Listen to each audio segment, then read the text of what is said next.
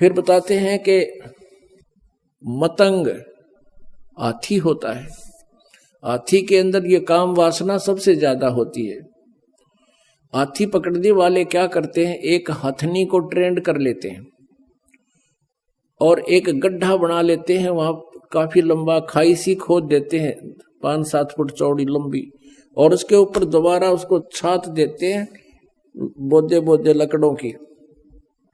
उसके ऊपर मिट्टी डाल देते हैं, मिट्टी के ऊपर घास लगा देते हैं, ताजा घास पाड़ के उसके ऊपर लगा देते हैं, पानी पुनी छिड़क देते हैं, और हथनी को हाथियों के झुंड में छोड़ देते हैं।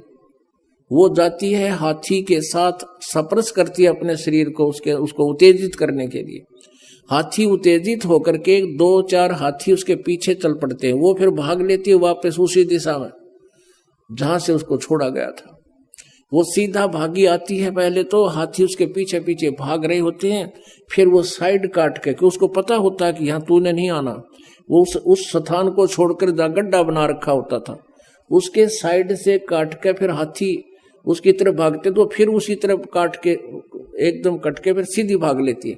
यानी उनको ऐसा ट्रेंड कर रखा है, वो एक बार ऐसे भागेगी वो स्वयं साइड पकड़ के आती है और फिर सीधी इधर भाग लेती है। तो हाथी फिर सीधे ही भागे आते हैं उसके पीछे, और उस खाई में गद गद 3-4 कट्ठे पड़ जाते हैं, गिर जाते हैं, और फिर सारी दिन चिंगाड़ मारते रहते हैं। और वो हाथी मार पकड़ने वाले ऊपर खड़े होकर के उनके लंबे लंबे भालों से उनके सिर में ठोकते रहते हैं।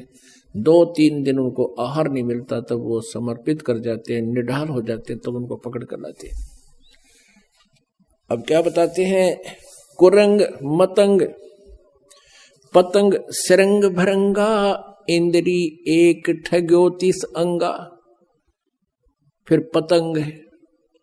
अब वर्षा के दिनों में आप देखोगे लाइट के ऊपर पहले दीपक होते थे बगैर कवर के, और ये जीव जंतु पतंग उड़ के सीधे उस दीपक के ऊपर गिर जाते हैं और जल के मर जाते हैं। उनके बस की बात नहीं, वो इतने विवश हैं उस रूप के ऊपर, वो बहुत आसक्त है, वो मर जाते हैं, हटते नहीं।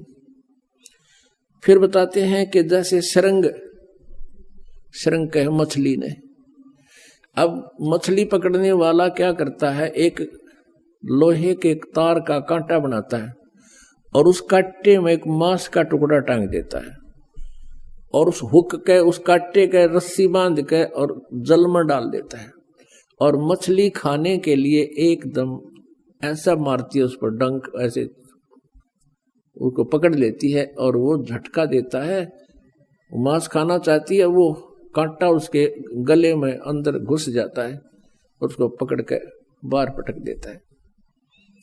उसकी मृत्यु का कारण बना उसका जीभ का स्वाद है। फिर बताते हैं भरंगा, भौरे को कहते हैं, भंवर को। भौरा क्या करता है, फूल के ऊपर जाके बैठ जाता है और शाम के समय उठता नहीं, क्योंकि उसको बड़ा आनंद आ रहा होता है। नासिका इंद्री उसकी बहुत उस पर प्रभावित है और सुगंध को वो छोड़ता नहीं, और रात्रि के समय वो फूल बंद हो जाता है, भौरा सुबह तक उसमें मरा हुआ मिलता है। अब परमात्मा क्या बताना चाहते हैं कि इस काल ने, कहते उन प्राणियों, कहते एक एक विषय था और उस विकार के कारण उनकी मौत का कारण बन गया। तुमरे संग पांचों पर कासा, योग युगत की झूठी आशा। और मनुष्य जीवन में काल ने ये 5 विकार ला रखे हैं कि कहीं यो भक्ति ना कर ले, मेरी जाल से निकल ना जाए।